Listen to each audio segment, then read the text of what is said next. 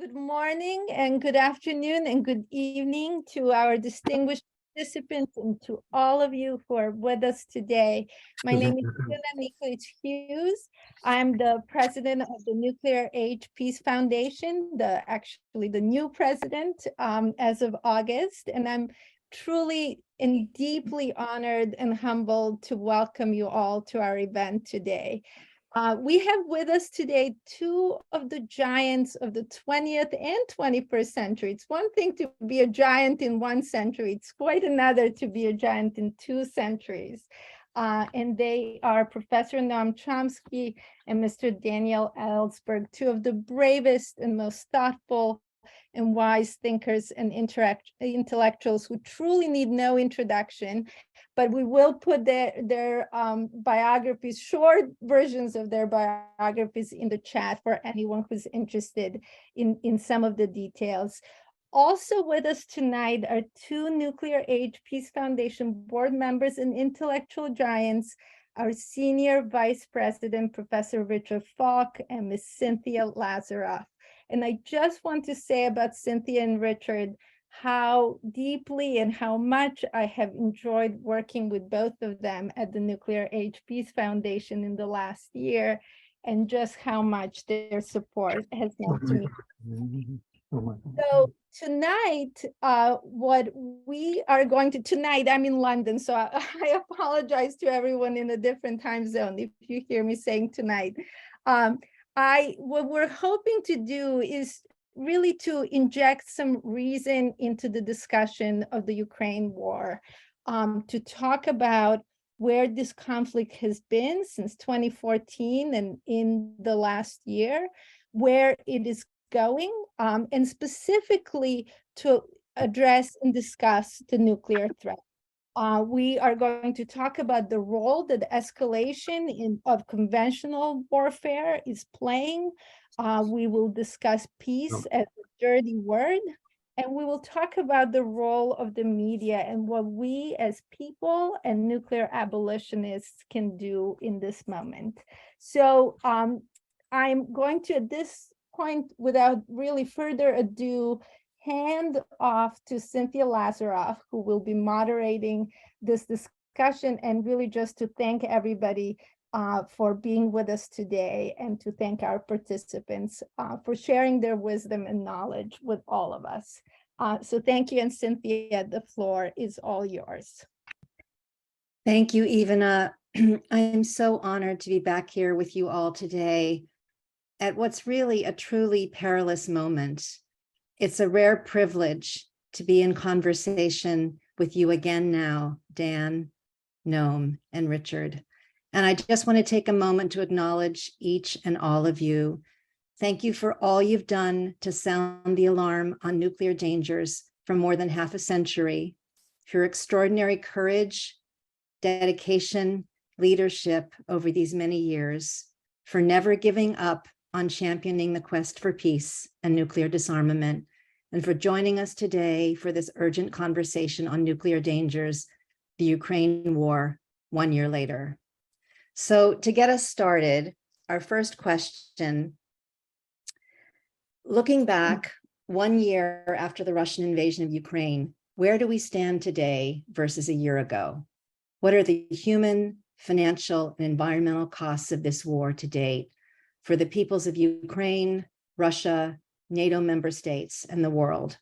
How worried are you about Russia's suspension of New START? And how do you assess the risk of escalation to a nuclear exchange today compared to a year ago? Do you think that we are sleepwalking into a nuclear catastrophe? And finally, what do you think the prospects are for a ceasefire and negotiated settlement? What's it going to take for this war to come to an end? And what can people do to help make this happen? So I'd like to begin by inviting you, Dan, to comment on this. I know it's a broad sweeping set of questions, but would really like an assessment on where you see we are today. I'd be happy to start with Noam, if that's okay with him. Okay. Noam? Noam, would you like to go first? Okay. So let me start with whether we're sleepwalking into disaster. At the height of the British Empire, the essence of British imperialism was captured with a little ditty by Hilaire Belloc, who said, "Whatever happens, we have got the Maxim gun, and they have not." That's imperialism. After the Second World War, the African essayist Chinwe Zhu modified that. He said, "Whatever happens, we have got the atom bomb, and they have not." Well, now both sides have the atom bomb. Outside of the United States and Europe, the Ukraine war has been regularly described as a proxy war between Russia and the United States over Ukrainian bodies. It's getting harder and harder to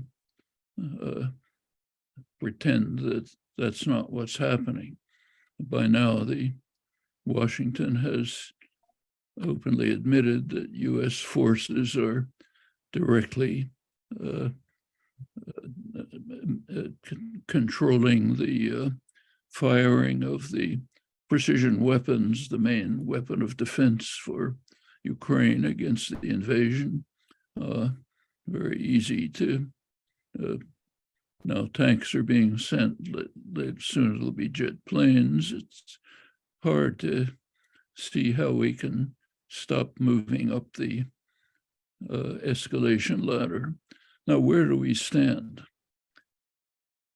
Neither side will back down. Both Russia and the United States have taken a position which says too much at stake, can't back down. Neither Russia nor the United States can be defeated. They can move up to more destructive weapons, up to the final ones. Well, there's a consequence if you think it through. Means either there will be a diplomatic solution or there will be species suicide. It's pretty much where we now stand. Take a look around the world. Almost the entire world is calling for a diplomatic solution. Stop the horrors now before they get worse. Just saw a dramatic example of that at the Munich Strategic Conference a couple of weeks ago. The United States is demanding that the rest of the world join us in our position that the war, and it's the official US position, that the war just must continue in order to severely weaken Russia.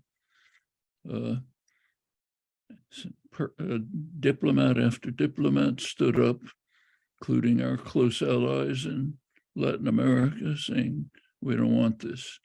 We don't want species suicide.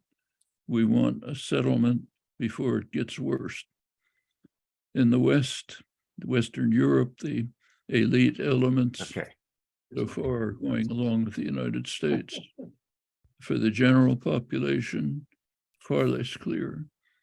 It was just opinion polls show strong support for a negotiated settlement. There was just a huge demonstration in Berlin, 50,000 people or so protesting, calling for the same thing. Well, that's where we stand. Diplomatic solution, species suicide. Turn to the other side of the world.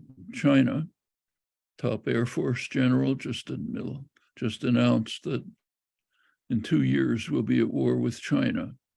How are we reacting?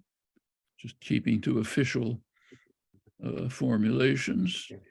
The United States is committed to encircling China with sentinel states armed with advanced precision weapons aimed at China. The United States has recently sent B-52s to permanent installations in Darwin, Australia. It's not that far from China. Also to Guam recently. Marines are now moving towards exercises in island hopping, Iwo Jima sort of things, as if that would ever be involved in a serious war. Taiwan, of course, is the major flashpoint. U.S. is taking quite provocative actions. The Biden administration has declared an economic war on China to prevent its development. It's trying to compel Europe, Japan, South Korea to join in. Meanwhile, China's moving ahead with its enormous loan, investment, development programs. The Belt and Road Initiative throughout Eurasia, reaching into Africa, Middle East, even into Latin America, much to US distress. Guns aren't going to stop it. Well, what happens next? We don't have to be just spectators. We'd better not be. A couple of comments on the rest of the question. I don't have to review the costs. They're pretty obvious, not just for Ukraine, the main, which is where the suffering is greatest, starvation in much of the world with cutoff of the Black Sea grain and fertilizer exports, curtailment of them, threat of escalation, reversal of the limited efforts, much too limited efforts to deal with the climate crisis, now reversed. Long-term, maybe the most dangerous impact. There are gains. Take a look at the executive offices of fossil fuel producers, military industries, the banks that finance them. Total euphoria, unprecedented profits, new opportunities for enormous profit by destroying life on Earth from the US military point of view for a small percentage, very small percentage of the colossal military budget. The US is able to degrade, substantially degrade Russian military. It's a bargain. Geopolitical dimension. I won't go through the whole history, but since for 80 years, the US has been trying to prevent Europe from moving towards its natural trading partners, commercial partners in the East. Putin, at least for the time being, has driven Europe into the US pocket. Enormous victory for the US. So yes, there are gainers. The rest of the world is losing. And what about the suppression of New START? Serious. But we should recall that in this century, the arms control regime has been laboriously developed for 60 years. It's been dismantled in this century by the Republican administrations. Bush II dismantled the ABM treaty. It's quite serious, also a serious threat to Russia. Trump eliminated the Reagan-Gorbachev non-NPT short-range missiles treaty to show that the United States was serious, the INF treaty, to show the US was serious. He immediately launched a missile test which violated the treaty, eliminated the Open Skies Treaty, goes back to Eisenhower. All that's left is the New START Treaty, was rescued by days, literally. Trump was going to dismantle it. Biden came in just in time to save it. Well, going back to the truism, current situation, either we reach a diplomatic settlement, or we're dead. Are there possibilities? Well, the media don't even discuss it. The U.S. is calling for continuing the war, so there's no immediate discussion of the prospects for peace. There is some evidence, mostly from Ukrainian sources. Last March, under Turkish auspices, there were Russia-Ukraine negotiations.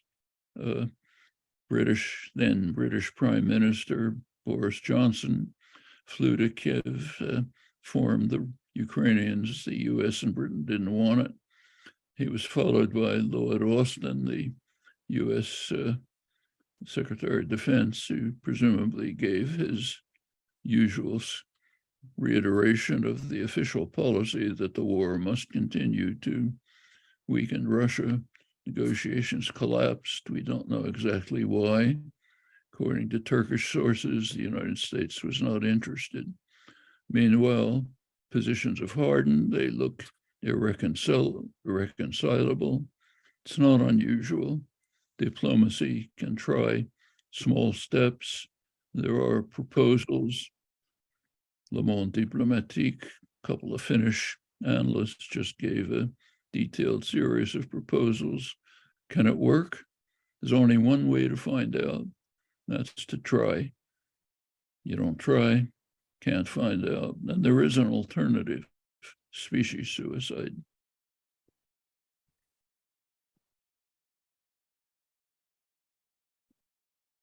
Okay. Thank you so much, Noam, for sharing your wisdom. Dan, invite you to share. Let me take off where Noam was just speaking. That the context, the global context, including Asia, China, for all of this very well. Let me go to your immediate question. Where do we stand right today? And the end of your question was, what do you think the prospects are for a ceasefire? Well, we stand right now, it would say, by every standards, in a stalemated war, but with each side preparing offensives, which unfortunately they believe, they hope and they believe will improve their bargaining position. At this stage of the war, I doubt that either side thinks that this next offensive coming will win the war on their terms. But I think they do hope, probably wrongly, that it will improve the positions, the locations they're holding, and somehow strengthen their hand for negotiations. Each side, as Noam pointed out, is now claiming and seems quite committed to conditions, even for negotiations, that are totally incompatible, and I would say will never be achieved.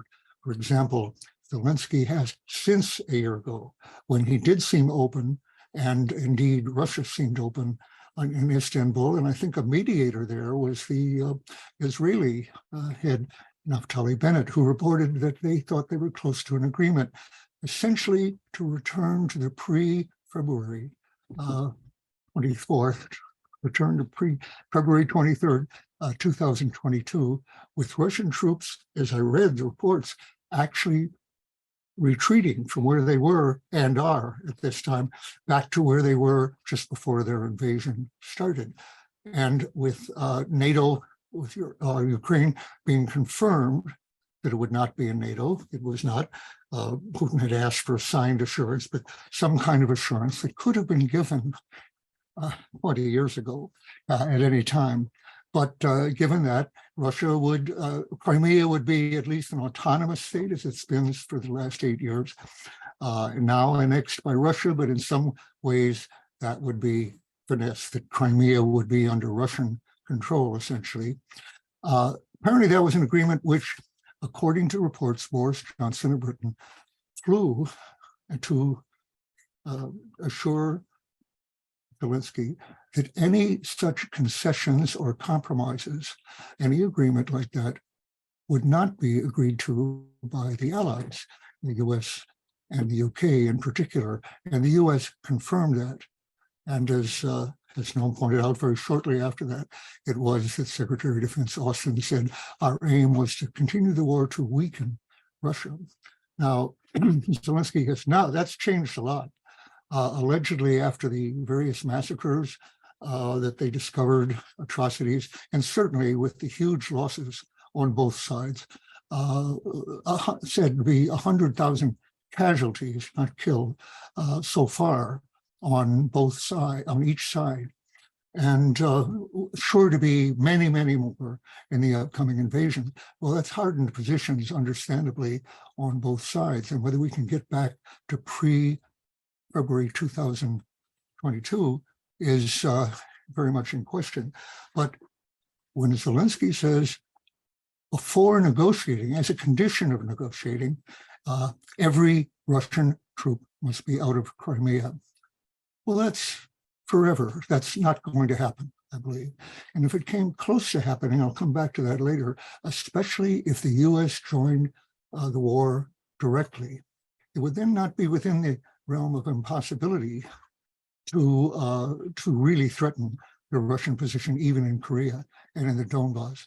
And in that situation, with the US directly in, with its pilots and combat troops and missiles directly in the war, more than it is now, I believe that Putin would very likely carry out his threat to initiate tactical nuclear war, at least, with obviously a very great danger, even a probability, a high probability of escalating to an all-out war, which would threaten all of humanity with nuclear winter.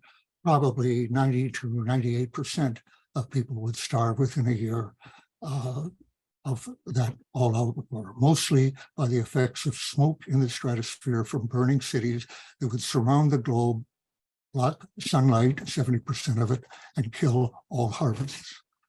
People would starve. So I would say every person in the world has a stake in preventing that from happening. And that means persuading the US to continue what Biden is saying so far, at least, not to send F-16s and American fighters of various kinds combat into the war, to threaten Putin to carry out, to trigger him possibly to carry out these threats against Putin's threats, which I think should be recognized by everyone in the world as monstrous, insane, immoral. Why isn't that being said by almost anybody? I don't think anybody in the West. No, because NATO has been based on those threats for 70 years and is still making them and refusing throughout, especially led by the US, to adopt a no first use policy, which would cut against the doctrine of NATO, which has been based on first use threats forever, but could be changed. Its doctrine, you wouldn't have to change the treaty or membership in it. You'd just change a threat policy and a readiness policy that has been insane and immoral, at least since the mid-60s, when both sides, when Russia had the same power as the US, and really going back to the mid-50s, when Russia, at the very beginnings of NATO, 49, by the mid-50s, Russia had the ability to annihilate West Europe, not the US, across the ocean, but in West Europe, they had more than enough throughout and ever since to annihilate West Europe, our allies, with short-range and medium-range planes and missiles, which they, of course, still have with nuclear warheads. And that's in addition to the fact that we now know for the last 30 years, thanks to Carl Sagan, Alan Roebuck, Brian Toon, a number of Russian scientists, Venchikov and others, that our own attacks would cause a nuclear winter, which I've just described, of the smoke being wafted from the burning cities, which we still target in the sense that we absolutely still target military targets, so-called command and control posts, underground for ground bursts, nearby missile fields, planes, airfields in almost every city, all military industries. As always, we would target them. And even without the smoke, our plans in 1961 foresaw killing 600 million people, 100 Holocausts, with our own attack, not counting the 100 million or so or more that would be killed by the Russians in Europe in retaliation. And a few years later, they had the capability to do the same thing in the US. I think it's fair to say that a readiness to carry out that plan, the weapons for it, the deployment, the training, the doctrine to which they swear, the exercises of this are insane and immoral. But they've kept the two sides worried enough about that instability, quote, that omnicidal potential, that indeed we haven't seen US and Russian troops, Soviet Russian troops, ever firing at each other overtly. There have, in fact, been a number of pilots on each side killed in covert actions, which neither side acknowledged. But in terms of actually shooting down a Russian or an American by one or the other, by the adversary, Major Anderson, when I was in the Pentagon in the Cuban Missile Crisis on October 26th, I believe it was, 27th, 26th, shot down by a Soviet commander who was violating his orders from Khrushchev in Moscow, and who on his own joined Castro's anti-aircraft in shooting down an American U-2, which Khrushchev was very, very worried about. That's the single one that's ever been killed directly in all these years, going back to 1919, when we were sent troops over to Eastern, to Siberia and Eastern Russia to try to put down the Bolsheviks. Ever since, not.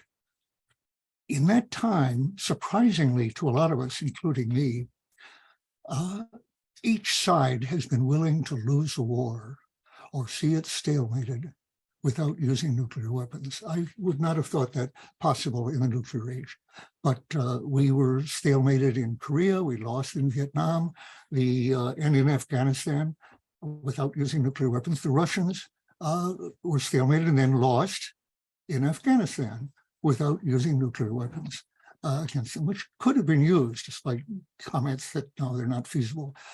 Actually, neutron bombs of the kind my former RAND colleague Sam Cohen invented, he liked to be called the father of the neutron bomb, they would have been quite effective in various parts close to friendly troops in some of these areas. And I noticed there's just been a big tank battle today in Ukraine. The Russians are said to have lost by extremely awful tactics. And the neutron bomb, which a worldwide protest stopped in 1978 when President Carter had promised it to Europe, he drew back in the face of demonstrations. I was arrested in later, that was in 1983, against the Pershing in Germany, but large demonstrations all over the world against the neutron bomb. Reagan brought it back. The Russians have it, the French have it, everybody has it. It may be in the storehouse now, it's well regarded as a little obsolete, but it's perfect for tanks. That's what Cohen designed it for. It kills the crews of the tanks without a widespread radiation, which would threaten friendly sources in the vicinity. Oh, that would be a possibility. What we're facing now is a real prospect of Russians and Americans shooting each other, and neither side has faced the possibility, the prospect of being defeated or stalemated by its peer adversary. To be defeated by the Afghans or the Vietnamese, you can say, well, we just cut losses. It wasn't worth it. It wasn't that important. And it's perfectly obvious that those people could not defeat you. They could stalemate you to a point that people hadn't expected, and they could inflict costs on you, but they couldn't really defeat you. But your superpower adversary, if you back down in front of that correctly, forces being lost on both sides, your status as an empire, the leaders of the empire are directly challenged within their domestic politics and their influence in the world. And we haven't seen that test, and I hope we don't. So that means that there has to be public pressure, coming back to how could this be avoided, to say that such, to initiate nuclear war, now mainly threatened by Russia, imminently, in the Ukraine if they face, to protect Crimea and the Donbass, to protect them from losing that position which they've had for 8 years, and where they, as Noam said, where virtually every Russian regards Crimea as Russian, and more controversial in the Donbass, but to some degree, Putin regards it has called it Russia. Is there going to be an agreement where Putin gets his current objectives for negotiation of being recognized that he has annexed all of the Donbass when he has not occupied much of Donbass, much of Donetsk and Luhansk as a condition of negotiations? I don't think so. So they're not moving toward negotiations now, just as when in World War II, Japanese thought they had lost the Germans. The Germans knew they were going to lose in 1943, but it went on for 2 more years. In our Civil War, 1863, it was clear after Gettysburg that the South was going to lose. 2 more bloody years. Nobody wants to be in the position of being responsible for having lost part of its own territory as it regards it, whether others do or not. So the killing can go on. When these offensives have ended in their first instance in this spring, and I would guess both failed or whatever, there would again be, I think, more of an opportunity for the world to say, continuing this has too much prospect of bringing the US and NATO directly into this war. So far, Putin has refrained from hitting NATO territory in Poland and elsewhere. We've kept the Ukrainians down so far from hitting Russia more than somewhat. A few attacks, dangerous, but not all out. But if the US came in, the rest of the world has a right to say, you don't have a right, and Russia neither, to subject us to this risk. And I would like to see individual members of NATO in Europe recognize now that for the first time, they are looking at the barrel down the barrel of nuclear first use threats that are not being issued by their ally and their alliance, by the US, the good guys. And they're looking at Putin's threats and recognizing what they should have seen all along, that they should not be part of an alliance, or put it this way, that insists on first use threats. Put it another way, they should condemn and reject. That should be true in Sweden and Finland for sure, before they get in. They shouldn't be joining an alliance that relies on first use threats, which NATO does. Well, we're not going to stop them from getting in. But how about a public movement that says individually, these now for the first time, individual countries in NATO, the Netherlands, Germany, where most of the public has wanted US weapons out of Germany. The parliament has voted for decades to do that. Not at the moment, thanks to this attack. Putin has been the best salesman for F-35s that Lockheed has ever seen. Hundreds now are replacing other allies.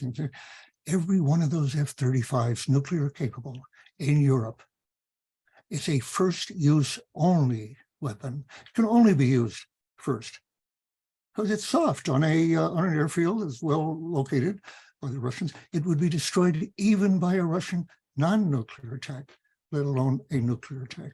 So they're accepting weapons in Belgium, Netherlands, Italy, that are for first use only. Does the public understand that? I would guess not. And do they know what the consequences of that would be? Those weapons should be all out. Each one could say, we're not part of this. But they don't know that that's the nature of those weapons. They think of them as defensive, retaliating to a Russian nuclear attack. They can't survive a Russian nuclear attack any more than our ICBMs can in the US. So they're nothing but a hair trigger to a doomsday machine. So I'm saying that can be, we'll come back to this probably, I'll just say that can be a demand right now, won't have a lot of traction right now, but especially when negotiations are in the air, when we're back to a stalemate in a few months, even in the minds of these people, that we must ceasefire, compromise, make compromises on both sides, short of the demands they're making now, short of the demands we're pushing now, because as Noam says, the alternative threatens everybody in the world.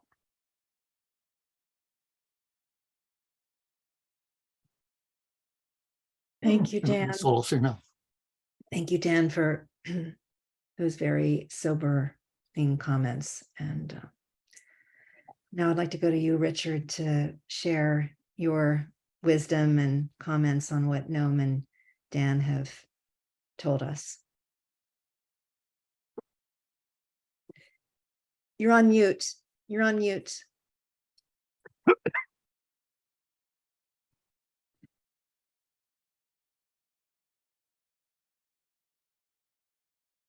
Better. It's difficult to follow Noam and Dan. They've both given us a brilliant insight into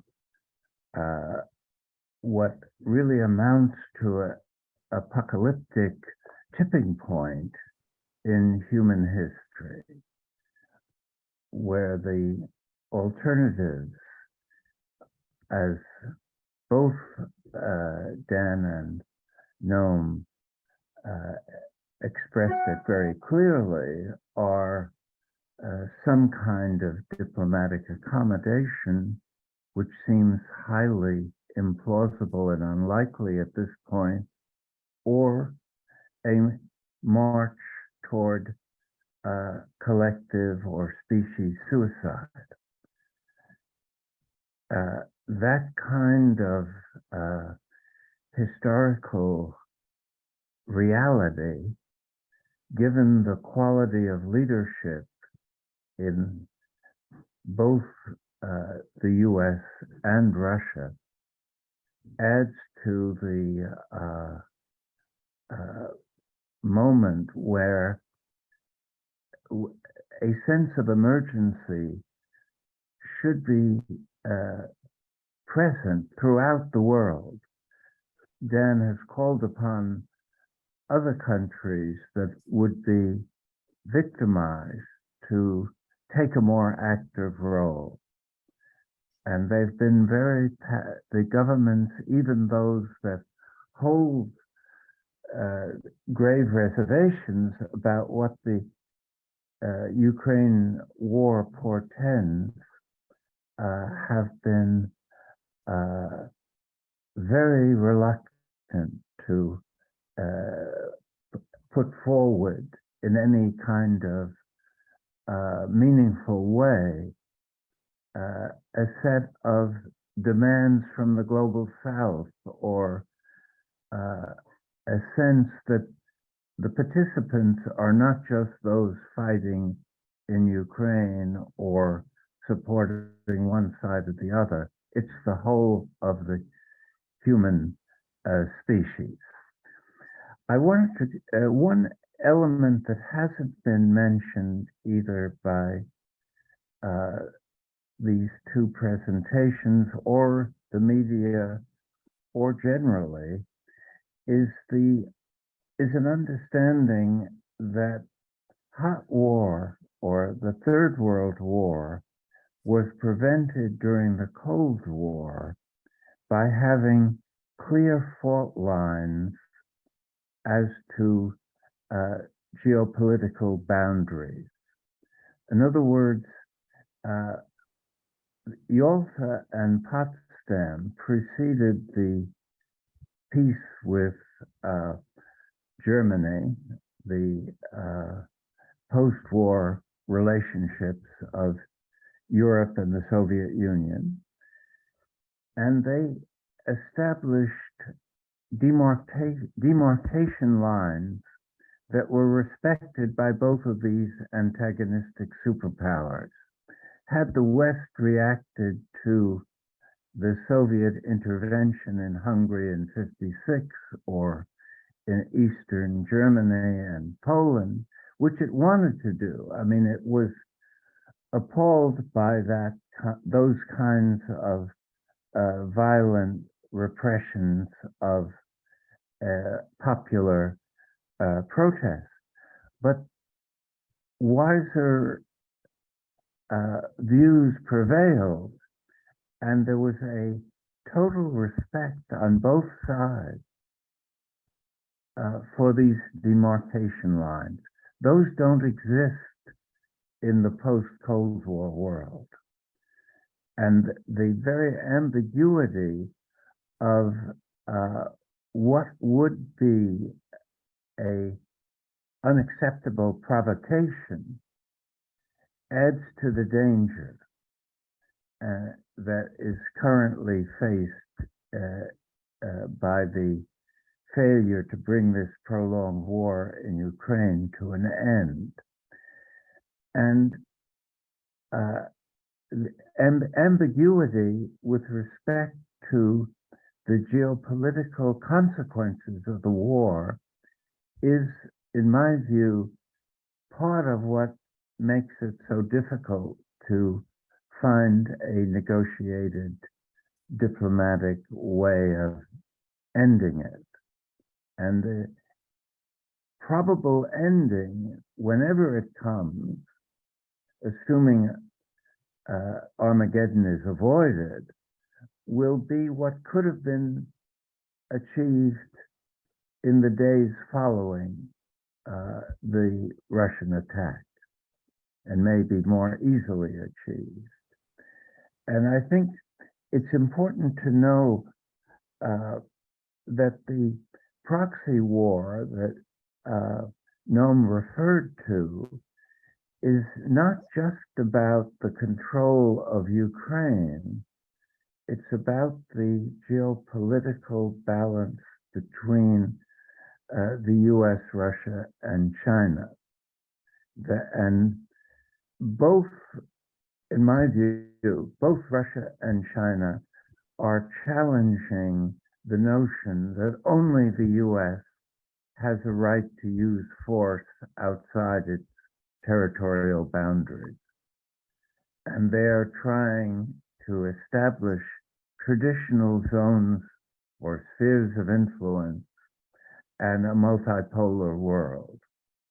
And so that context of a proxy war with geopolitical strategic stakes is extremely important to the outside actors in a way, for instance, that the Syrian war was not. Syrian war was about who would control Syria, but not about these wider geopolitical relations. And that makes this war unnecessarily dangerous in ways, for instance, that even the Cuban Missile Crisis was not dangerous, because there were deploying nuclear weapons in Cuba was crossing a geopolitical fault line, the traditional US sphere of influence.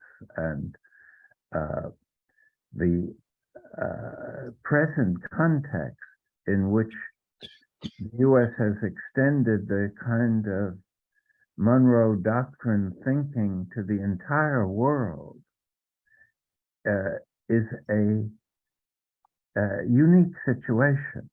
There's never been a country that has tried to be a non-territorial global state with military bases spread around the world and controlling space and the ocean, and not allowing rivals to leave their territorial bases, you know, that combination of things. And I think that the only other thing that I would say is that it's an opportunity, because of this dangerous tipping point that we're at, to raise more fundamental questions about the fragility of world peace in the nuclear age, and to reevaluate the non-participation, for instance, in the UN negotiated treaty for the prevention of nuclear weaponry that the NATO countries and Russia have both rejected. It's also a time when the rest of the world should be demanding implementation of Article 6 of the NPT, calling for nuclear disarmament and even for general and complete disarmament.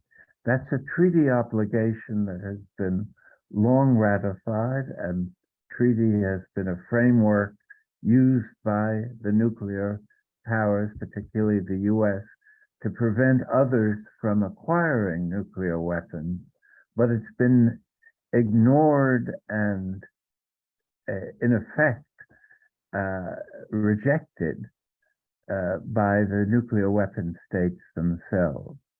So the most dangerous states in the world have acted as if they're non-accountable for obligations that they are willing to go to war to prevent others from violating. Presumably, Iran would be attacked if it acquires nuclear weapons, and the attack would be validated by the non-proliferation regime. So we're living in a world of double standards when it comes to nuclear weapons policies. And let's hope that publics are awakened by this time of urgency and severe danger. Let me stop there. Thank you all for shedding light on the gravity of the moment we're in, the gravity of what's at stake, that all of our lives are at stake. Noam, for the stark reminder, echoed by Dan and Richard, that our choice is either a diplomatic solution or species suicide.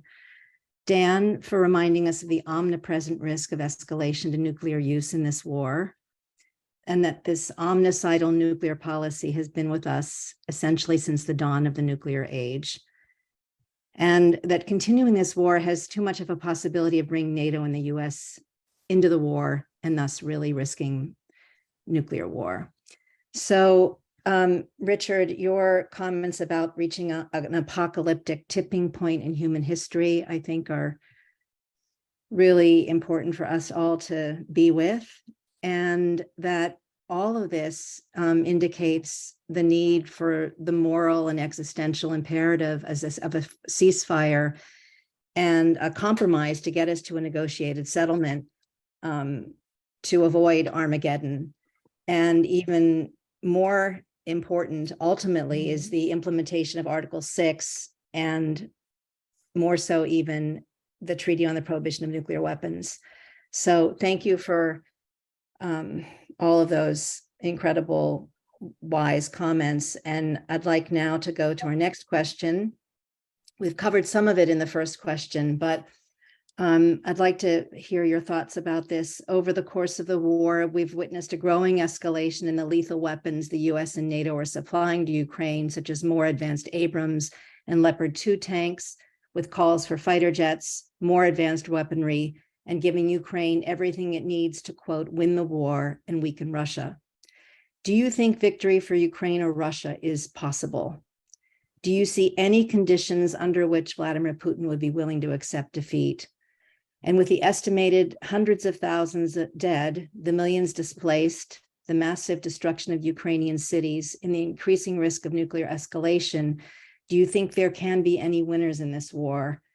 And finally, how does escalating the conventional war impact the prospects for peace? Noam, would you like to start? Or Dan? Who would like to start? Oh, let me take a crack at that, because to follow up on the comments of my predecessors here, I agree. I think Dick Falk has made a very good point in distinguishing between some earlier crises, specifically Syria. Now, remember, Hillary Clinton, as I forget whether it was Secretary of State at the time or a campaigner for president, was calling for a no-fly zone in Syria against Russian airplanes, essentially, which would have meant Russians and US actually firing at each other, as I said, for the first time actually since 1919. And I think you made and I think it was very right of her others to hold back from that and criticize that and say that would be very too dangerous. But I agree with Dick in saying it did not really portend the end of the world or massive escalation, because I believe even in that case, both sides would have been wary enough and felt their interests limited enough. I don't think they would have let it escalate to the point of actually nuclear weapons on this. It would have been dangerous, but not the way it is now. Neither side regarded Russia had a base in Syria, just as they had a base in Sebastopol and Crimea. But I think we could agree they think very differently about those two bases, because the Sebastopol has been in the Black Sea Fleet for a couple hundred years, basically.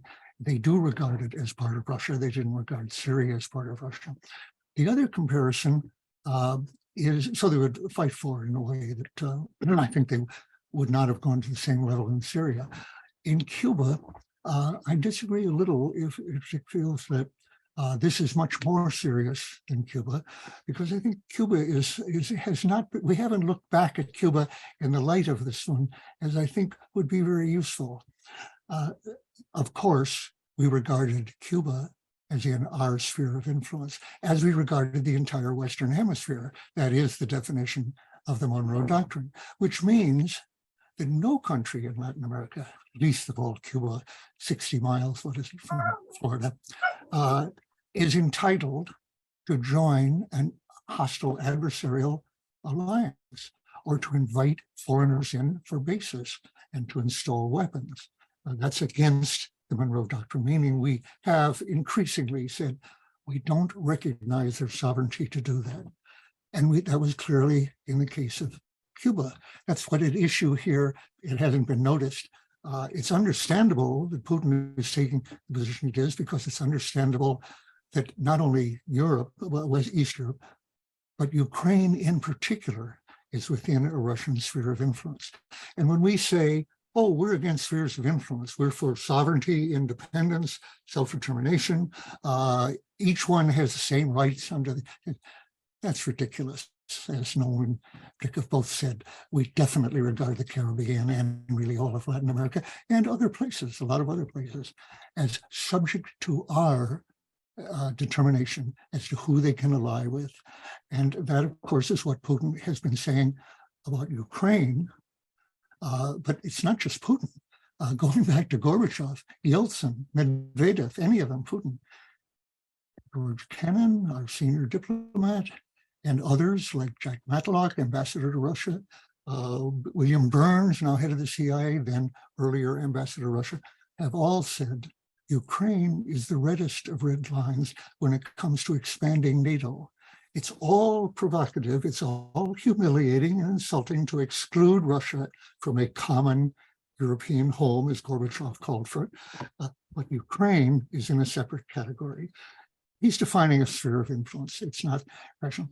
Going back to Cuba, which I was involved in as a Cold Warrior in the Pentagon, virtually no one has said that the invasion we were planning covertly, first carried out covert in the Bay of Pigs, but then, against what I expected and many other Americans expected, prolonged as an attempted invasion, which we were practicing and in rehearsing throughout 1962. My old division, 2nd Division of Marines, was taking in Lejeune huge exercises, later other Marines on this, against an enemy codenamed Ortsak, which Khrushchev did not fail to notice was Castro spelled backwards. He said, yes, that's a game we used to play as kids, spelling names backwards. We made no secret of the fact we were going to invade. We were ready to invade, especially if there was a provocation, which we were prepared to simulate in Operation Northwoods, I'll refer people to, look it up on Wikipedia, the most aggressive, shameful, bloody piece of paper I've ever seen in any government to provoke an attack, a reaction by Russia that would give us the excuse to invade Cuba. Now, it was totally illegal, obviously. If anything was illegal, aggression, that was as illegal as our invasion of Iraq, which was total aggression, or the Soviets going into Afghanistan, which we wanted. We wanted in 1979, Brzezinski and Carter wanted to give Brezhnev then, the Soviets, their Vietnam. And I must say, I think there were many people who were not unhappy to see Putin invade Ukraine, aggression, even though he regarded it as a sphere of influence on, and even as part of Russia. By the way, he's not only killing neo-Nazis in Ukraine, or primarily, it does somewhat undermine his claim that the Ukrainians are Russians, brothers, in the way that they're being slaughtered there now. But it's what we would have done in Cuba if we'd gone ahead, either before the missiles were there or after. Now, what people again didn't recognize when the government word, Khrushchev had every right to answer Castro's request for Soviet forces and missiles. And actually, it was Khrushchev who in particular pressed the missiles on him. Free right, with Khrushchev's consent, definitely, if they were a sovereign, independent nation, which secretly we were very reluctant to admit. But actually, strictly speaking, if they were a sovereign, independent nation, they had a right to have Russian missile bases there. Sorry, just as we had missile bases in Turkey, just as close to Russia as missiles in Cuba to us.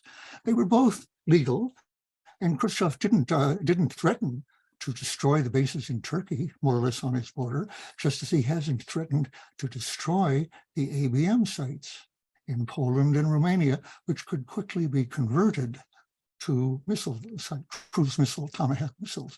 It wasn't about, as I say, as Noam says, the notion of red lines has not totally disappeared. Both sides are observing. If Putin did not pose an implicit, necessarily nuclear threat, we would be in Ukraine right now in a big way. We'd have 100,000 troops there or more. We'd have all our planes. It wouldn't be just F-16s. It wouldn't be F-35s because they're always in the shop. They're very unreliable. They can't fly near thunderstorms, for example. But other planes, F-16s, F-22s, would be there if it weren't the fact that President Biden has to observe the risk of escalation in a world without nuclear weapons. It is the case. We would be in there. And likewise, if it weren't for our threat of first use in NATO's, Putin would certainly be bombing Polish bases right now of supply. As his minister Lazaroff has said, these are legitimate targets and so forth, if the whole invasion is legitimate. What I'm saying is, going back to Cuba, we were on the verge of Russians and US troops fighting each other. I was in the Pentagon on a Saturday, October 27th, 6th, which was 27th, I think that was Saturday, 2 days away, 48 hours away from invasion of Cuba, being totally readied, partly readied by maneuvers earlier than the crisis. But we're now taking advantage of those exercises to invade with the excuse of the missiles there. And for his part, by the way, not having here, my old battalion, 3rd Battalion, 2nd Marines, was scheduled to go into Guantanamo. And Khrushchev told an American representative on the day after the president's speech, I think 23rd, Guantanamo will be the first to go. He said, if it goes in, and that's what Castro was planning.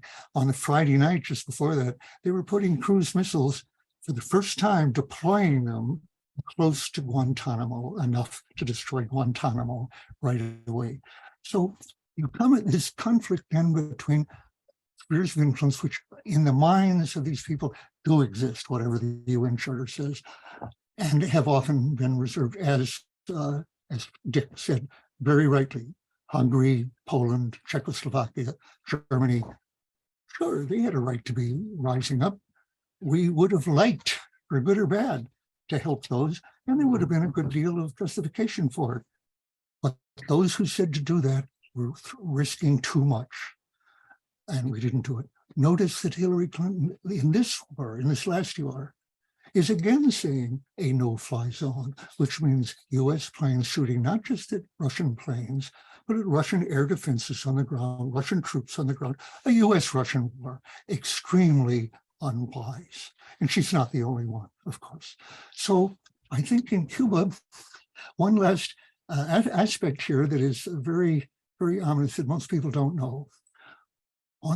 U-2 was shot down Saturday morning. On Friday night, during the night, Castro was composing a letter in the Soviet embassy in Cuba, which he composed and recomposed. Was a very delicate subject. He finally said, an invasion is almost certain within 24 or 48 hours.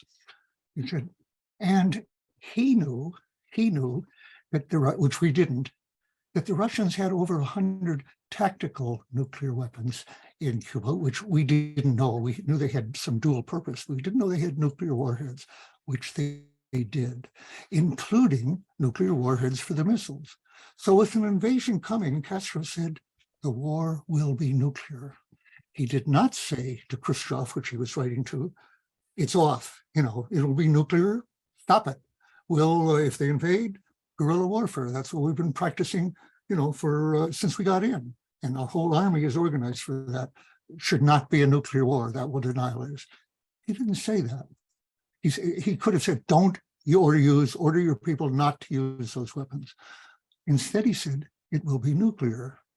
That means it will go global eventually.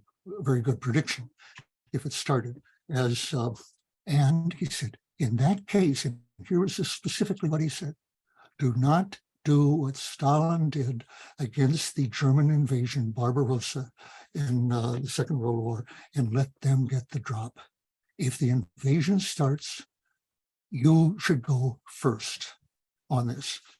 And then he added and said on other occasions, Cuba will be annihilated, but world socialism will prevail. As he said later, he was under the delusion that the Russians had at least 200 missiles at that time. We had 40 ICBMs. They had about 10. So he said, if I'd known that, I wouldn't have made that suggestion. But he said, in terms of just using that, but the world didn't know it, and Khrushchev didn't tell him, had not told him, no, this is impossible. Khrushchev's reaction to that letter was, I'm allied to a madman. And ultimately, he took out the tactical weapons, which we didn't know about, and which he intended to leave, but hadn't warned us about. Dr. Strangelove, it was going to be a surprise if we invaded. What I'm saying is extremely reckless and unwise behavior among heads of state all around, with Castro being the youngest, but and the one whose territory was directly threatened, like Zelensky right now, and the one ready to see better dead than red. I never quite understood that, because in invasion they had planned for guerrilla warfare as in Vietnam, but no, with a total acceptance, will be annihilated, but world socialism will survive. Crazy, actually, but they were all crazy.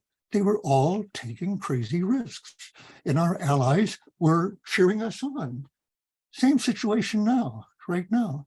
So I'm taking enough time here, maybe we'll come back to that, but I will say, no nation in the world, no other nation has made the protests here. There are some who are abstaining, not criticizing either side. Actually, the stakes are very much bigger than that right now for the people in the world. There should be a lot of condemnation and intervention. We went into Iraq. There should have been sanctions against us all over the world and prosecutions. Fat chance, right? So nobody did that. In this case, we're separated now in the two sides.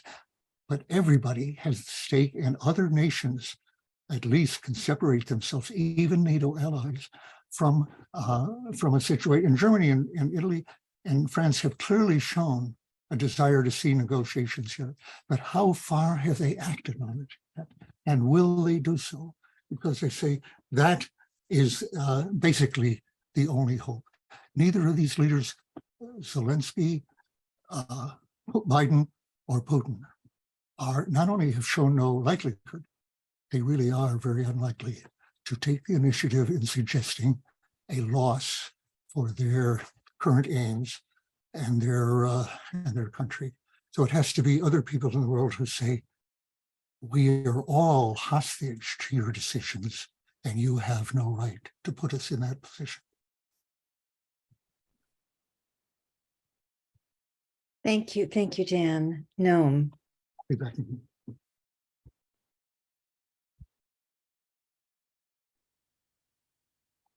Well, we should recognize that, going back to the question, will Vladimir Putin be willing to accept defeat? We should recognize that the United States is taking a ghastly gamble. They're a gamble with the fate of Ukraine and the fate of the world. The gamble is to assume that if Putin is facing defeat, he will quietly pack his bags, slink away to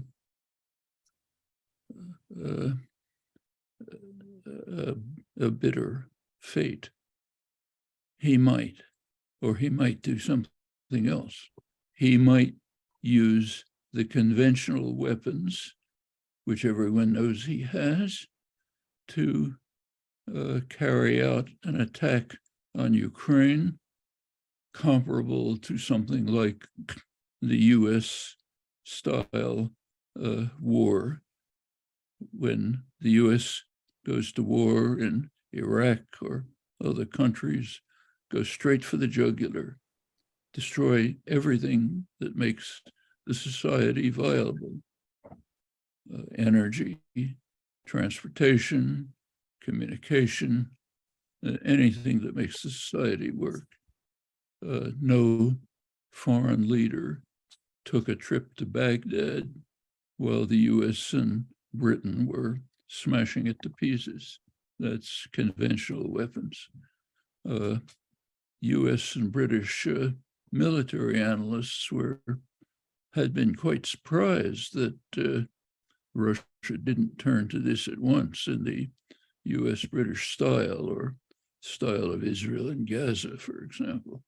Now they're starting, and it's bitterly condemned, rightly, and it could extend to make Kiev unlivable, Western Ukraine, all short of nuclear weapons. And then it might go on. So the ghastly gamble is, well, maybe he won't do it. Maybe he'll just slink away quietly in defeat. I don't know what the words are to describe this. There's a further question which is not asked. Will the US be willing to accept defeat? Not too likely. Too much is at stake. As both Dan and Dick have pointed out, what's at stake is global power, something new. So we have the same conclusion as before: species suicide if there's no diplomatic settlement. Well, as I said before, the world is split. US and British and European elites are calling for escalation. Notice elites. Polls show majority support for negotiations. There are, as I mentioned, demonstrations and protests in Europe. As far as the rest of the world, calls for diplomacy to end the horrors before it becomes worse. India, Indonesia, Brazil, Africa, when Kamala Harris in Munich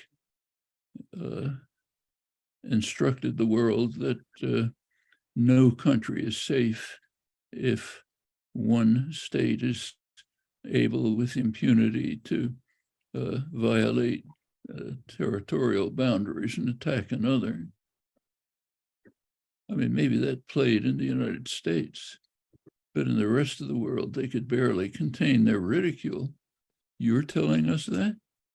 90% of the world is refusing the sanctions. The world does not want species suicide. Are there winners? Yes, the United States so far is a winner.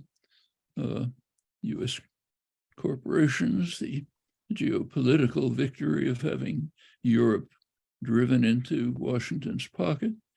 What's another victor? China. The world is moving towards a multipolar order, something the US has sought to block for literally 80 years, since the last days of World War II. Can't go into the details, but from then on, a major part of US policy has been to prevent a multipolar order in which Europe will move towards its natural partners in the East. May recall that back in the 1940s, George Kennan, who was in charge of US negotiations, called for, his words, walling off Western Germany from the Eastern Zone to prevent the spread of labor-based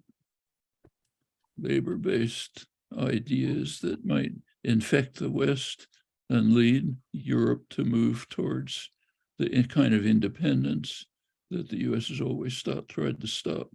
Well, right now the world is moving towards a multipolar order. New forms of interchange are being developed, non-dollar based transactions and others, as the US is more and more isolated in the world. As I mentioned, China's expanding its huge programs through Eurasia, Africa, Latin America.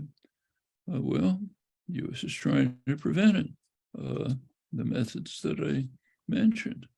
The prospects are militarily, encirclement, B-52s in Darwin and Guam, huge naval exercises in the Pacific, the RIMPAC exercises, Taiwan, for 50 years, not a small period in international affairs. For 50 years, peace has been maintained in the Taiwan region by decisions in the 1970s, US-China decisions to accept the one China policy, namely Taiwan as part of China, but with a tacit agreement not to disturb the situation by any forceful or provocative means. Nobody is saintly in this story, but the weight of provocation recently is overwhelmingly the United States. It includes things like the reckless visit of Nancy Pelosi to Taiwan, followed probably by Kevin McCarthy. The Senate Foreign Relations Committee has passed a Taiwan Policy Act, which calls for granting Taiwan the same status as non-NATO allies, no diplomatic restrictions, normal diplomacy, increased military provision of military spending, moving towards operability of weapons and so on. It's all eerily similar to the moves that were taken in recent years, expanding with Biden with regard to Ukraine. Economically, act to try to prevent technological development in China. Again, highly provocative. So far, not much reaction, but we don't know. General Minahan oversees the Air Force's field of transport and refueling aircraft, says that war is possible in 2025. That's reminiscent of what Dan described in his Doomsday Machine among top American planners. Well, fortunately, we escaped that.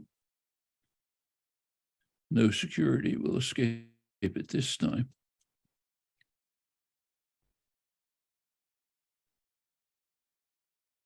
Thank you, both of you, Dan, for reminding us that we're facing again the US and Russia troops shooting at each other for the first time since 1919, and the harrowing implications for escalation, the double standard of the US that we can have a sphere of influence, but Russia and China and no one else can have that sphere of influence who we don't agree with.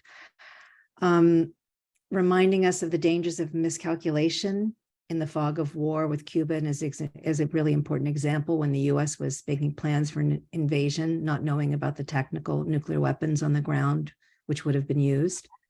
So the question is, what don't we know in this war?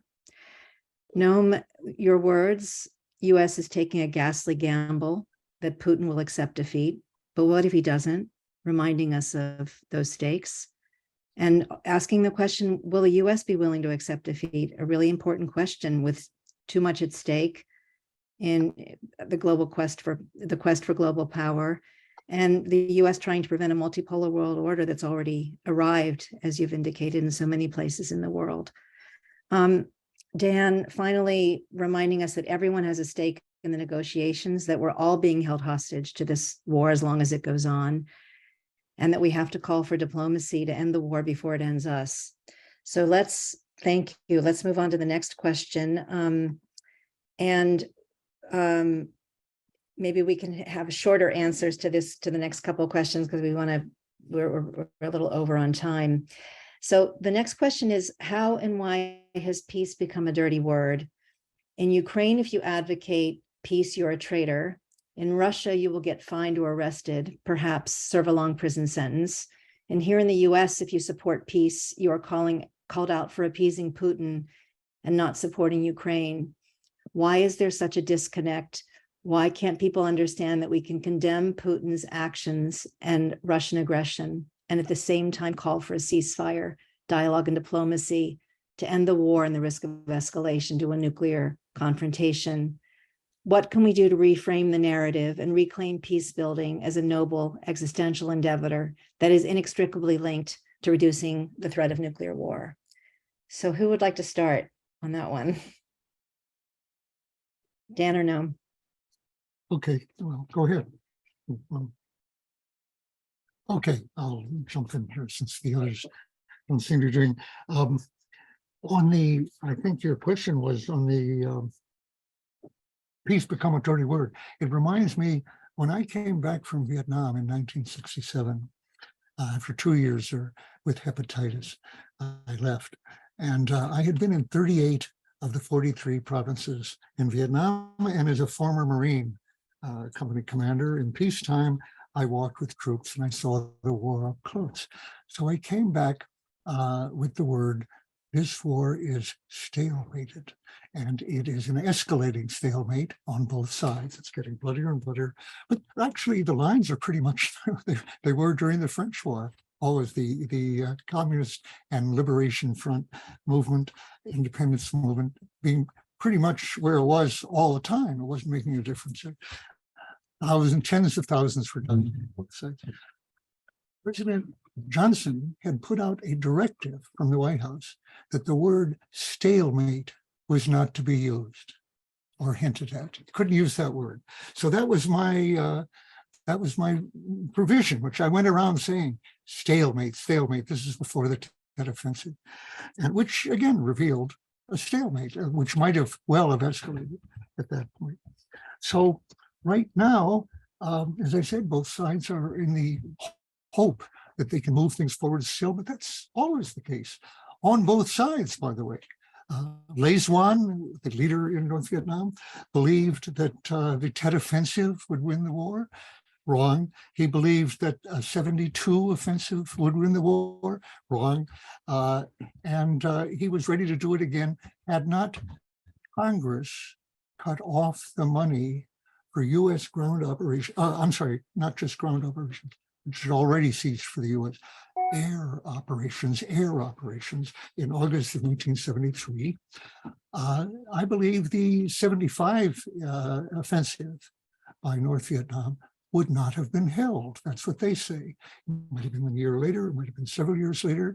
I believe it was Nixon's intent to keep U.S. air power in support of the ARVN, the puppet forces that we were entirely financing, paying, equipping, training, and everything.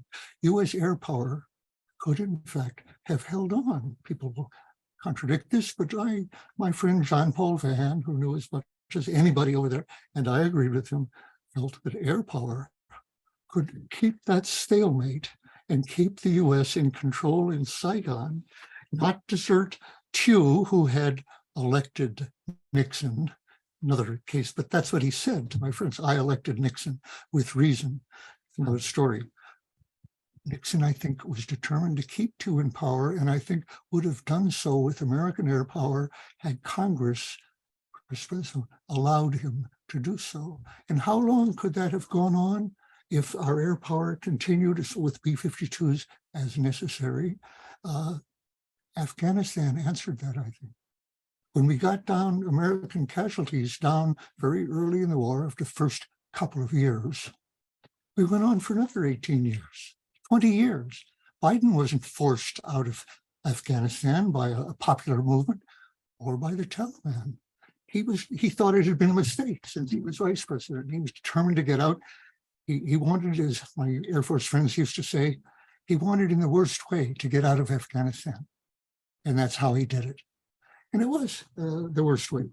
But no American president, I think, that I foresee, each one is going to be the loser in this. And what is defined as the loser? I think allowing Russians in control in Crimea is not losing the war, but he will be called that. And that's enough. And the same is true for Zelensky. Now, each of them, however you see them, has pro-war forces rivaling them in their own country. People want Putin out, the monster, the demon, the unparalleled aggressor. Everyone having amnesia about Iraq, or as they say, the Cuban Missile Crisis, where we had absolutely no legitimate reason to invade Cuba, with or without missiles. Okay, Putin is it to his right or his left? The Communist Party in Russia has been pressing Putin to invade Ukraine for a year before he did so. And it's pro-war forces that are criticizing him and opposing him right now. And as I think Cynthia said, anti-war forces are silent because they're getting imprisoned. They came out in the thousands to their credit, but like Navalny and his isolation and the others, they're silent. The noisy ones are pro-war. So don't pray for Putin to be put out right away. Zelensky, ready to compromise a year ago in April, now representing most of the Ukrainian people and certainly his right wing and the US up till now supplying him. He's pressed, put him out, who will come in? Somebody worse, unless the US changes its mind. And Biden, curiously in this case, the people to his right, anti-war, seem to be his party, the Democrats. For whatever reason, the Republicans are the ones questioning the money for the war and the need to get out of it and so forth. But again, not entirely for reassuring reasons. They want to free us for occupation for a war with China, and which is not absent in the Democratic Party either. As we saw, as you said, from the visit by Nancy Pelosi, and even progressives to Taiwan, to this area that all Chinese regard as part of China, just as Russians regard Crimea as part of Russia. So you're heading into that situation where you can be assured a very strong reaction. And the difference there is that whereas we have enormous conventional superiority now in Europe, now that the Warsaw Pact, except for Russia and Ukraine, has joined NATO. So the balance there has totally changed. And that's why it's Putin who is now making the nuclear threats that we used to make to defend West Berlin and have anachronistically persisted to make, because it's the interest of the US indefinitely to be posed as the protector of Europe, as a protectorate. We get a lot of advantages, economic and otherwise, out of that. So we're not giving up a threat very quickly. Will Biden respond to a world's demand in this country and everywhere for no first use? Well, I've just said I don't think Putin will. I don't think Biden will either, even though he promised in his campaign to be for no first use. And he said as vice president years ago, I foresee no situation in which it's to the benefit of the US to initiate nuclear war. But he's not saying it in the last 2 years as president. And I have to predict he will not, because he would be accused of inviting China to invade Taiwan. Now, our threats there, our first use threats, are the same as we've used in Europe all these years. They're no more legitimate there than anywhere else.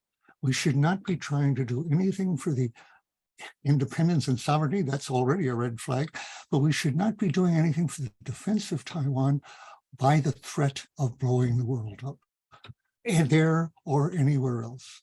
So all I can see, the world has divided up now to people who think that Putin is the only aggressor here, and others who say, no, it's the US who has been provoking them. They're the bad guys. Actually, no leadership in anywhere you look here is worthy of the trust of the humans of the world. And it's time for them to face that disillusioning fact and realize that they all have to be kept in check in our interest.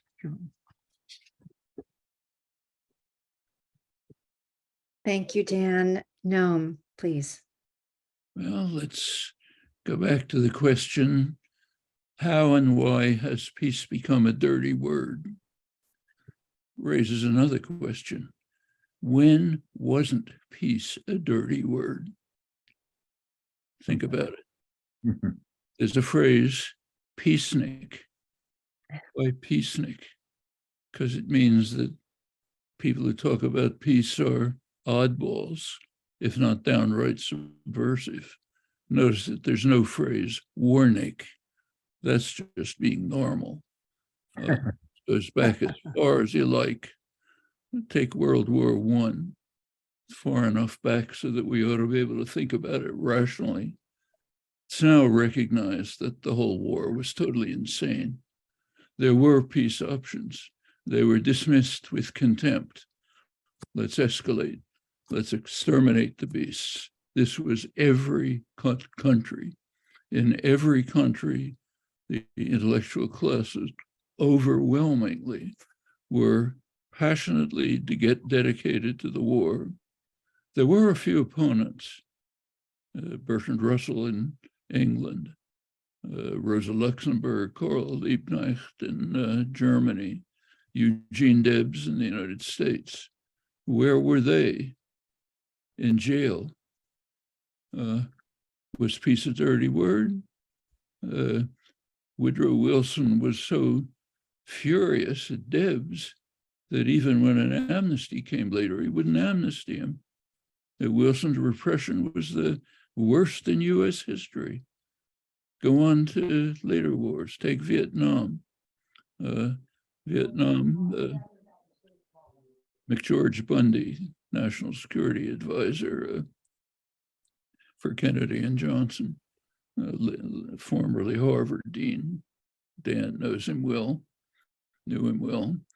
What did he do? After the Tet Offensive, by the time a huge peace movement was developing, Bundy wrote an article in Foreign Affairs saying, Yeah, there are legitimate opponents of the war, people who say our tactics are wrong, we would have done something else. And then there are what he called wild men in the wings. That's all of us. The wild men in the wings actually say, look, you're doing something wrong. You should get out. Well, when has peace not been a dirty word? I'd like someone to tell me. What can we do about it? Well, we know what Dan has been doing valiantly for over half a century, what Dick has been doing without cease. Others just work harder.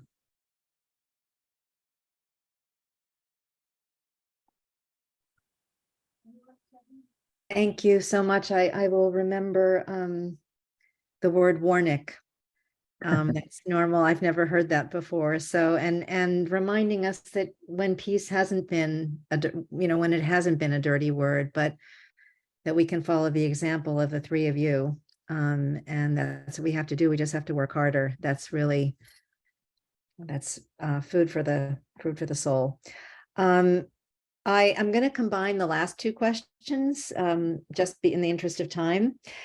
But I think this next one is really important for us to look and spend some time on because of where we are with this war as far as the media. So if you could just please talk about the role of the media in this war, in particular, the sophisticated war propaganda flooding the airwaves and social media, and really the suppression of debate and dissent.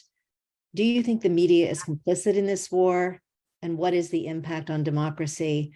That's sort of the first part of the question. And I'm just going to take a little bit of the last question that we had and combine them and just ask you, how do we hold our government and our elected officials accountable for their lack of commitment to peace and nuclear disarmament? And if we could end on maybe a call to action, a ray of hope, what can ordinary people do?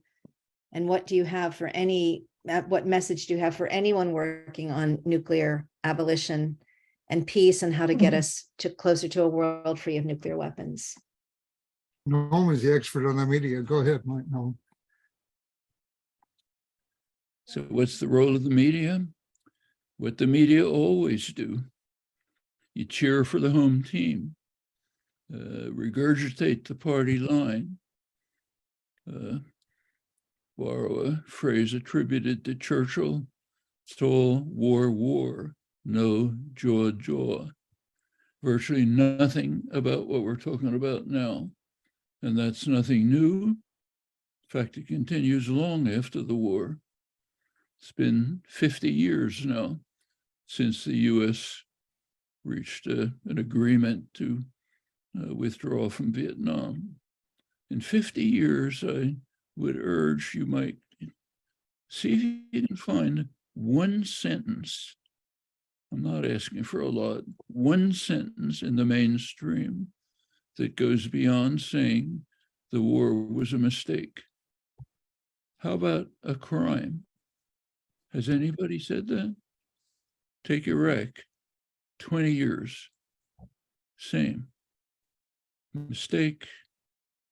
We tried a mercy mission to save the Iraqis from a dictator. You don't mention the fact that we supported him right throughout his all worst crimes, but it failed, so it was a mistake. Well, there are some other questions that are worth thinking about, I think. Let's go back to 1975. War ended. Everyone had to write a comment about it, of course. You look at the commentary in the press, I wrote about it at the Times. They fell into two categories. Kind of Hawk said if we'd fought harder, we could have won, stabbed in the back by the peaceniks and so on. The Doves said, had a different view, go to the way extreme. Take Anthony Lewis in the New York Times, one of the strongest critics of the war in the mainstream, said the war began with blundering efforts to do good. You don't need evidence for that. We were doing it, so it was do good, blundering because it didn't work. We couldn't bring democracy to South Vietnam at a cost acceptable to us. Well, that's the dovish view. There was an interesting experiment at the time. The Chicago Council on Foreign Relations was doing extensive studies of popular opinion. One of them, of course, was a question what you thought about the war. 70% of the public said the war was not a mistake.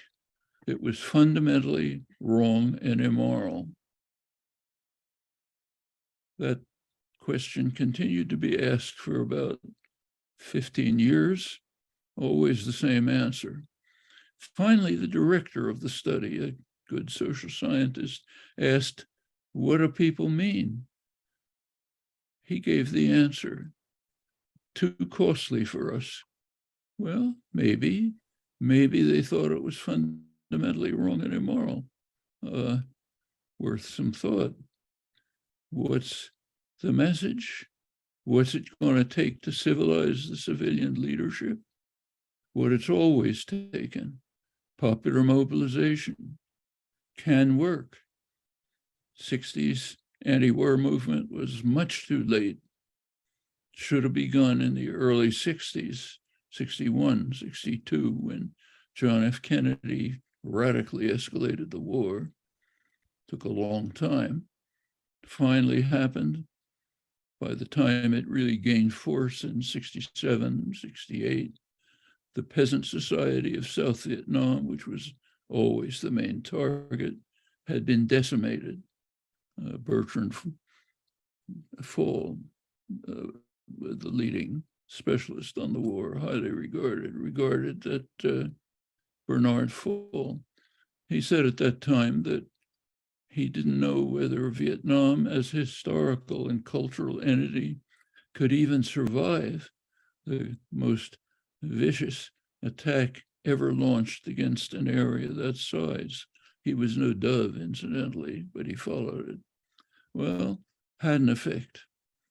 Dan's pointed out what may have been the major effect. The major, I'm quoting Dan here, the major mobilizations in 69 very likely prevented Nixon from moving on to nuclear weapons. Too late, but had an effect. Many other cases. Take the INF Treaty again, the Reagan-Gorbachev 1987 treaty. Didn't come out of nowhere.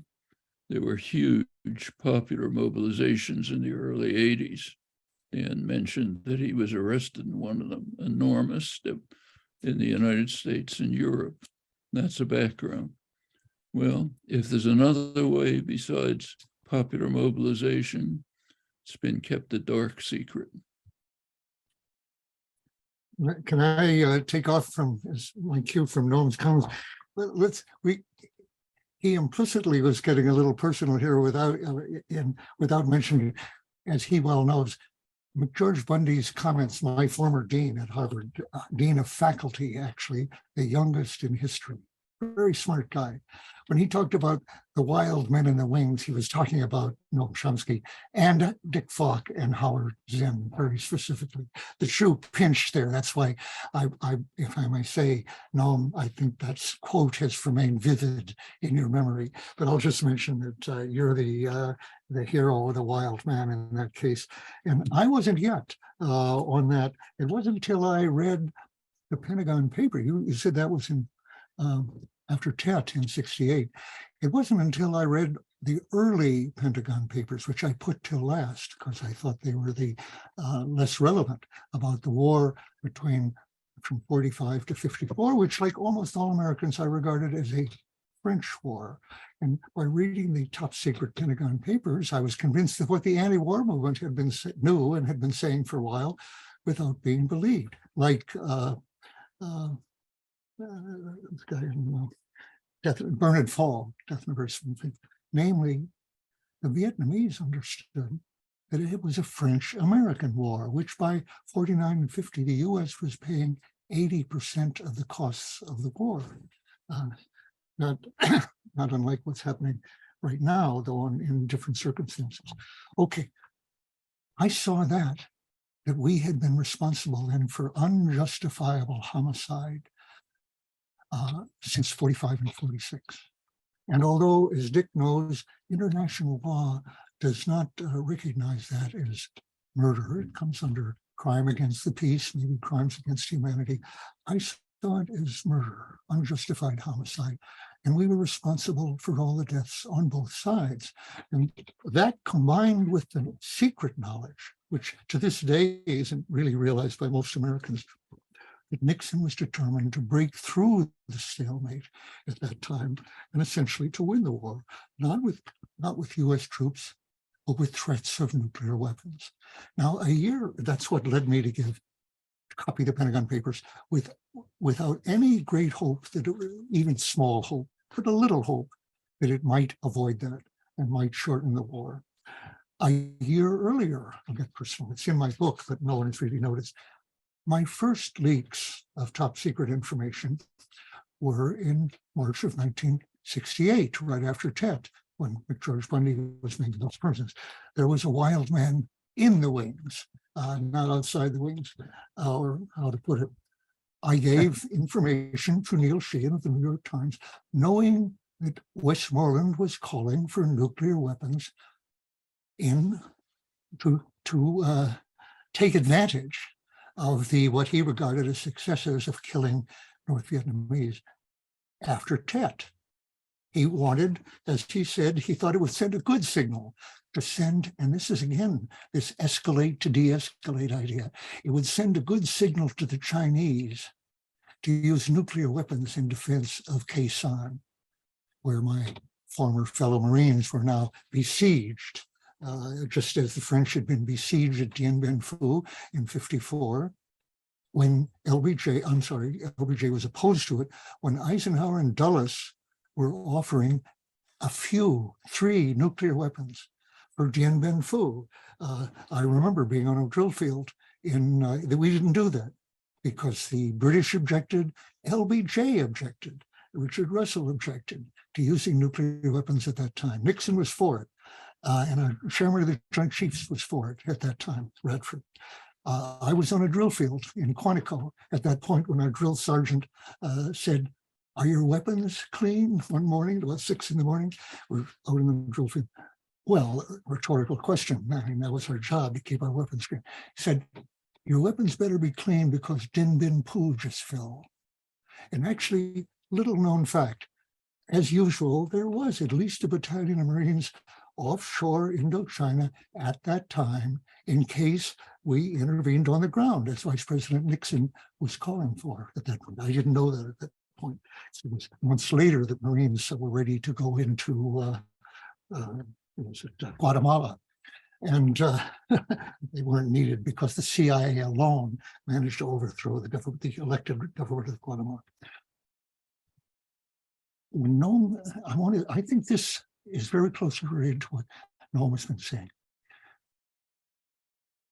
At the end of the Soviet Union, put that at 92, 93, 91, Gorbachev forced out, wasn't it in Christmas Eve, what was that, 91, was it, 90, forget. Anyway, Kennan, our chief diplomat, and who is regarded as the architect of the Cold War, though he opposed the militarization, he said, of it much later. He was saying then, the expansion, he said actually in the late 90s, 97, I think, the expansion of NATO is the greatest mistake, one of the greatest mistakes, blunders of this century. Why? Because it would cause an invasion. Well, he didn't quite say that, but he said it will actually subordinate any peaceniks in Russia, moderate forces, liberal forces, democratic forces. It will encourage reactionary, right-wing, militaristic, nationalistic forces.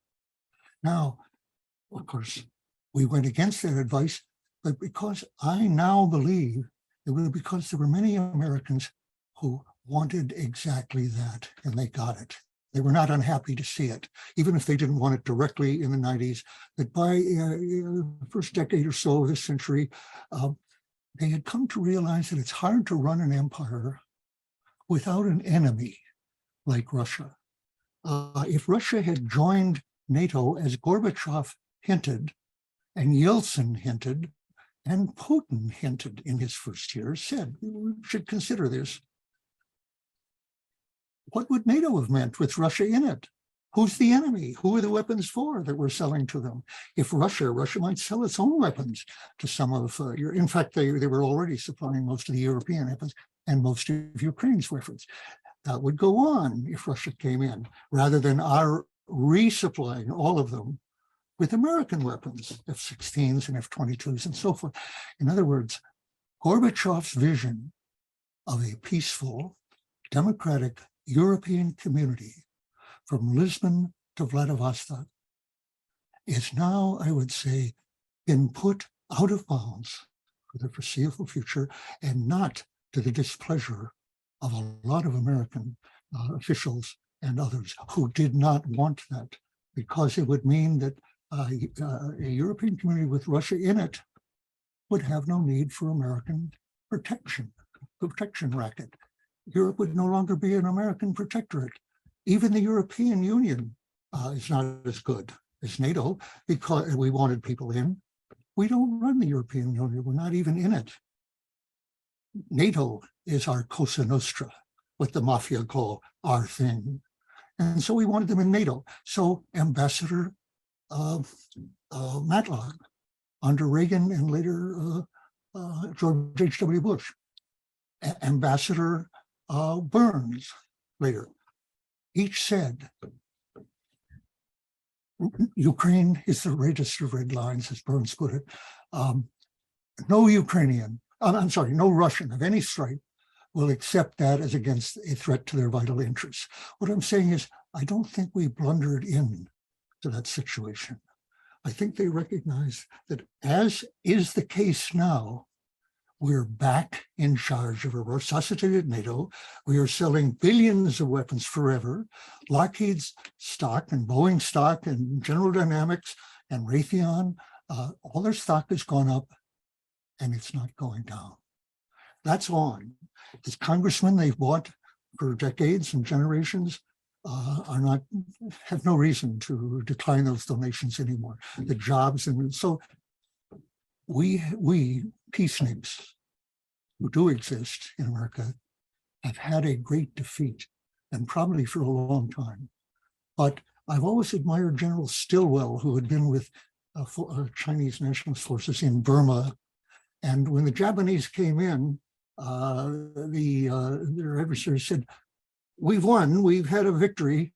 Months later, Stilwell came out of the jungle and said to a press conference, "I say we've had a hell of a licking." And then he said, "But we should find out what we did wrong."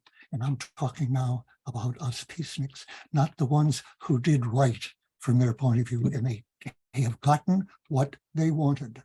A Cold War in which our military-industrial complex, our leadership in Europe, including economic, is now assured. But as Stilwell said, find out what we do wrong and go back, and go back. So that's what I hope people do. This Cold War atmosphere is here. I think Putin, in effect, fell into a trap. With this notion of putting bases in bringing Ukraine into NATO, which would mean NATO bases, Sebastopol becoming a NATO base. No, in 2014, we said, no, I don't think so. And then how about putting them in the Donbass? And what he said, he preempted that. And of course, he thought it would be a cakewalk like Crimea, the word we were assured that Iraq would be by our hawks, a cakewalk. And the military was saying, and the State Department was saying, you're going to need enormous forces for occupying Iraq against their will. And our hawks, Rumsfeld and others said, no, you don't need that. They were wrong. who expected Putin to do this badly and the Ukrainians to do so well with our weapons? No one. So even Jack Matlock, who I admire greatly, and along with William Burns, as experts on Russia, real experts, and quite sympathetic to Russians' perception of their own interests. But Matlock said on February 22nd, 2 days before the invasion, I have not and cannot imagine a Russian invasion of Ukraine. And my friend Ray McGovern, another Russian expert, was saying the same. Godot will return before Russians invade Ukraine. I mention that not to criticize them, I respect them, they're my friends, but those who say that what Putin did was inevitable and justified and legitimate by our provocations ignore the fact that they weren't foreseeing it. They couldn't imagine that he would do that because it is aggression. And Ukraine, whatever the Russians think, was being regarded by the rest of the world as an independent nation. So they didn't regard that. There's lessons for us all to learn, left, right, and center. And that is to say, no leadership here, like any more than any leadership in the past, is to be trusted in their judgments as to whether this war should continue or escalate on any side. None of them are paying the concern due to the risk of nuclear escalation. So it's up to us, and frankly, that's not somewhat of a thin reed, more than Noam has often said.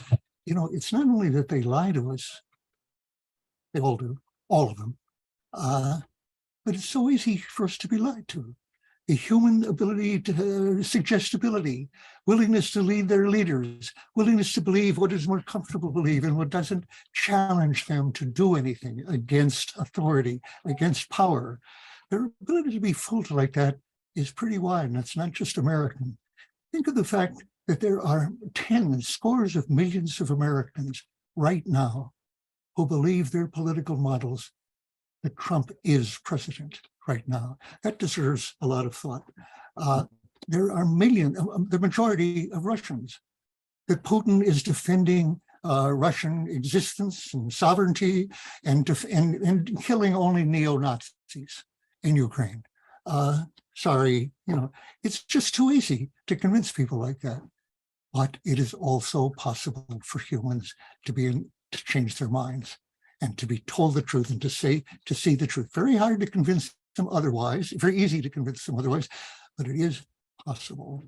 And that's up to us. And I'm going to leave this process soon, and I leave it in very good hands, even to my cohorts like Dick and Noam, who've been at this much longer than I was in the same age group. Cynthia, who has done her best to educate the world, having felt in Hawaii the experience of incoming missiles, or at least one coming in right now, and people scurrying for manholes and sitting in bathtubs and doing things which I once told her, no, that wouldn't have made any difference. I would have spent the time kissing my wife. And that's how I look forward to the rest of my time here. But it is possible. They should have drawn a lesson from the Hawaiian false alarm, but they didn't really. And but it's not impossible to bring that back. So I'm very grateful to be on this program with my close buddies and colleagues, comrades here, all three of you actually, for a long time, Dick and Noam. It's a real honor and a pleasure for me, and I congratulate everybody who put this program together, and I hope it's widely seen. Thank you, Dan, for your beautiful words. We're so honored to be here with you too. It's just a real privilege, as I've said. And Richard, I wanted to call on you for closing words. If you have maybe a few potent closing words. Thank you so much. It's hard to follow Dan's inspiring closing words, which I think meant a great deal to all of us that were connected with this program. And I feel that what was said here really composed a coherent message that amounts to a warning that if things are not changed from below, from civil society, from the activist impulses of those who don't forfeit their moral conscience to state propaganda, that this is a moment to act, and to act not only for personal satisfaction, but on behalf of the future of humanity and the natural habitat, actually, that is also jeopardized by this behavior. Let me just say one other thing that wasn't mentioned that I think is important in the Ukraine context, which is that Ukraine attacked the Lenin airport about 10 days ago with missiles. And at that airport are apparently Russian bombers with nuclear weapons. It's a sign of this willingness to escalate in order. I'm sure Zelensky didn't act on his own, that he had encouragement for this kind of expansion of the war. And in the broader picture that Noam has depicted so graphically for us, the U.S. has nothing left but its military superiority, its full spectrum dominance in weaponry, in order to compete primarily with the Chinese. And that explains, at least to me, why the U.S. has been so prepared to take insane risks for the sake of maintaining this unipolarity in the face of increasing non-military multipolarity. It seeks still to control the world, as I think it was Dan who said, for an undertaking that's gone on for the past 80 years. So there is much to learn and much to do, and hopefully we can all carry the inspiration of this conversation into our work as scholars and activists. Thank you, Richard. Go ahead, Dan. I have one thought as I look at this screen, which is marvelous. In fact, we should take a picture of it. But anyway, I realize that I'm not only looking at Cynthia, who among us has experienced the horror of being told authoritatively that a nuclear missile was on its way to her home at that point. Can't take, wish I had a picture, but anyway, I know them. Otherwise, I'm looking at two people who had the Pentagon Papers in their possession before the New York Times published them. Noam and Dick, and Howard Zinn was the third, another wild man in the wings, meaning that you were as prosecutable under the Justice Department's interpretation of the Espionage Act as I am. That's what Daniel Hale is in jail right now in Marion, Pennsylvania, where I'm glad to say I get calls from him for putting out information, holding information on drone attacks of the kind that are going on right now. But so the possibility of actually telling the truth, or of disobeying these regulations. Look, we've got right now the chairman of the Joint Chiefs of Staff who's the single official who has come out publicly for negotiations, and now on the grounds that he's implicitly stalemate. But what he said was, it will be very, very hard, very, very bloody to try to achieve Zelensky's objectives of getting every Russian out of Ukraine. And what he's saying, in effect, I'm sure with the agreement of his fellow chiefs, is against what Blinken and Austin and President Biden are saying all the way to Crimea and out of the region. And he says it's time for negotiations now. So he can be, I have a principle at 92 almost that I've learned. You can't count on anyone to be wrong about everything all the time. Milley, of course, accompanied Trump to the church in his camouflage with his Trump held up the Bible upside down and so forth. But Milley is saying the truth right now. And on my principle, the greatest confirmation of it, I would say the greatest counterexample is Lindsey Graham. You can count on pretty well. But Marjorie Taylor Greene is saying it would be insane to invade Crimea. Well, okay, except that, of course, I suspect she'd be fine with invading, or rather with going to war over Taiwan with nuclear weapons. But anyway, I want to congratulate, as I say, my two buddies here who had the Pentagon Papers then, who were subpoenaed by a grand jury when I was on trial for the Pentagon Papers. So, as I say, this is my family. Thank you all. Thank you.